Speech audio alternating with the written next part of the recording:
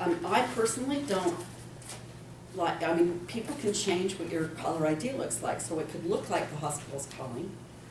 But I don't really answer questions anymore over the phone. I ask them to give me a number I can call back. And then I'll call them back, and then I'll give them my information. And even that could be wrong. Somebody could be faking it, give me a wrong number. But I feel a little bit better about that, okay? So we talk about medication safety. We talk about where to give injections. I teach them the ventral gluteal. I have them practice on each other to find the site so that they can. I've had many phone calls, emails, other things, because people that have been giving it forever in the gluteus say, no, they're giving it too far forward. And I explain to these guys, I get out the skeleton again and explain, you know, it's really right here when you're doing it. It's right in the bend of this part of your pelvic bone. I can get this out. It's right here. There's a really large muscle there without all the nerves that come around. And I draw on the board where we used to do it in the right upper quadrant of the right upper quadrant. They love my buns. But it's just really a good way to teach them the proper site. I teach them where to give it for pediatrics in the ventral gluteal on the side of their calf or their thigh.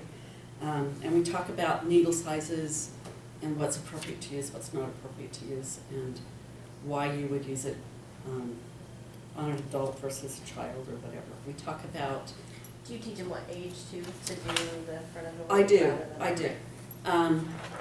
And in their book, they have all of that. We go through it. I try to utilize the book as much as possible, and also what's really nice is if they've actually read it, like I asked them to, they'll say, oh yeah, I saw that picture on, and they'll go to the page and they'll bring it up. I gave them the information in here about receiving medications, and we've had so many issues with medications being left at a desk and not put away, and losing that with thousands of dollars of immunizations. So I talk about how important it is to get things put into a refrigerator within a certain amount of time, and you know, if it's not your meds, making sure that it goes to whoever it's supposed to go to, and that type of thing. So we talk about receiving medications in their clinics.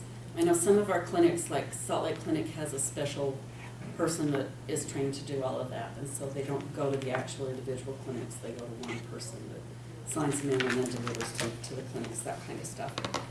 And then I gave them a guide to contraindications and precautions with some common vaccines. We go to the CDC website so they can see what is there. And the nice thing too about the CDC website is they have some things that you can do on the CDC website that'll give you some education credits, CEU credits, if they're trying to get their certification done or recertifying for MAs too. And did you have to request a projector?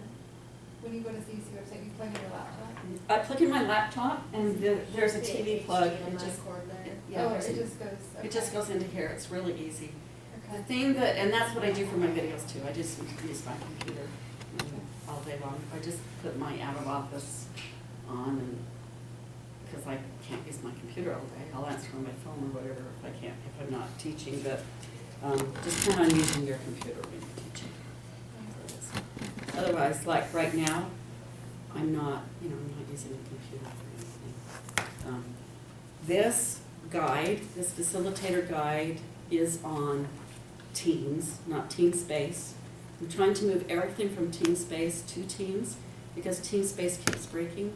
The only problem with that is that, like our education computer we have at the site, I don't have Teams on it. I have to get them to put Teams on it. So whoever's in charge, come early enough that we can get the computer working so you don't have to use your own computer. We'll get it up. It'll work. We talk about different immunizations. Are you recording? Yes. Oh. That's okay. You can ask any questions you want. I know every quarter they send out new updates about immunizations and stuff, and I try to share those with them. I don't necessarily give them all to them. And I talk about the fact that it's a federal law to give a VIS sheet to a patient that's getting an immunization. And I know a lot of our clinics laminate them, or they have a book and just let people read them, but if the patient wants an actual copy of it, then they should do that. And so, let's see, that basically takes us through day 3 doing our immunizations, and then I have several, at the end of day 3, the last hour, I have several safety events on the facilitator guide that you can share, and I tried to give a variety of them, and these are actual things that have happened in our clinics. It's not in their books, it's only in the facilitator guide. But like this one, a 67-year-old female presented to an Instacare with a laceration on her finger. The provider closed the wound, the sutures, and instructed the patient to follow up with a hand specialist. But just before the Instacare was going to close, the provider thought, I don't think I cleaned the wound on that hand before I sutured it up. Was worried about it becoming infected, called the patient and asked her to go to an Instacare to have them redress it. Now, patient might be mad, they got caught, that the doctor messed up or whatever. And when a MA messes up and stuff, it's a disservice to our patients, because if we give them an expired medication and they have to come back, that's time out of their busy schedule, that's money out of their pocket, but it's also money out of our pocket, because we can't charge them for 2 doses, we can only charge them for the appropriate dose. Also, that day of medication training, I try to teach them, this is my little fake pharmacy, okay? And I've got a laminated page of questions that go on here. So this has 16 different medications, drawers, right? I think.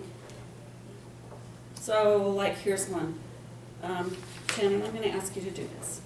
So, here's your scenario. Shannon Simmons has arthritis that flares up at times but is good at other times. The physician asked you to give her prednisone, 10 milligrams now, and then call Shannon in a few hours to see how her pain is. So will you find prednisone, and sometimes I'll write it on the board for them. But they can look at this, so they can see it written out. 10 milligrams. It also is a different name. So this little drawer is mixed up, okay? I have look-alike, sound-alike drugs next to each other in this. This is not even prednisone. No. Oh, yeah. Yes. So I have look-alike, sound-alike drugs next to each other, and when they realize it, sometimes they'll put it back in the same drawer they got it out of. And I want them to realize, don't put it back there, somebody else is gonna make that mistake. And when you find something like that, that's a perfect thing to write an incident report about or an I report about, because if it's happening to you, it probably happened to somebody else. So when you're putting things back, I tell them, and don't change the drawers around, because I messed them up on purpose. Shannon really wants to I fix know, it. I've had people sit and fix them the whole class because they were helping me, right? But I want them to realize that that's an issue when we have look-alike, sound-alike drugs. So there's 16 different things. Every single person in the class can have them. I have M&Ms and sprees that look exactly alike. I have gummy bears that look exactly alike, and myconites. And so they might have something, and jelly beans. So they might have things that really do look alike, and I've named them alike. The one thing I didn't do was put expiration dates on these, and I kind of wish I had, because I think that would be a good one to double check too. Because even if they find the right name, what is the expiration date on it? And I may do that. I may make some little stickers and add expiration dates to that. On the back of this is the medications that are in here and what they are for. So like one of them is kind of a cheating one. When it prednisolone is actually an eye drop. It's not a pill. And I've got it in here as if it was a pill. So that's one of the, if you don't know what you're giving, don't give it. You're right. Go look it up, find out what it's for, all that kind of stuff. The last day is all about medications. I continue going over injection sites. We draw up. I've got 3 cc syringes and 1 cc syringes, and I have 2 different sizes of insulin syringes. And even though they probably will never give insulin, I've seen enough RNs in my life with insulin in a TB syringe because they couldn't find a heparin syringe and not realize they were probably doubling the dose of what they were giving. that I want these guys to understand from day one, there's a huge difference between an insulin syringe and a TB syringe. And insulin syringes come in different sizes. So what looks like a 1 cc syringe, maybe a half a cc syringe, and only holds so many units of insulin in it. I want them to know that, so we play with the different use. And I spend a lot of time teaching them to use their thumb only when it comes to using a safety device. And if it doesn't click the way they want it to immediately over, they should just put it in the nearest sharps container. And I've got lots of sharps containers here, so we do that. So I spend a lot of time teaching them that. I'm really trying to decrease the number of events we have with sharps. We had some people that thought when they did it like this, if it didn't click on, that you had to come over here and force it on, and they were getting stuck. So I don't want them to do that. I want them to be aware of where the tip of that needle is at all times. So I teach them that. So when you give your shot, and if you're holding your hand there and you're giving it in between or whatever, go ahead and close it and just immediately put it in a sharps container. Don't move this hand at all. You know, we want you to be able to see that tip at all times. I give them the information for how to certify this. I let them know from the word go that this class is not a certification class. That this class is only to help enhance their learning on the job. Okay, 4 days, 4 8-hour days is not even one semester of education that they would get if they went to a certified program. But once they've worked for a full year, full time, they can take a certification test, and in their books I give them that information, and I think I've printed it off and given it to you guys. And the books too. There's 2 different certifications they can take. The NHA you can take after working full-time for 1 year, and I give them the information to go online.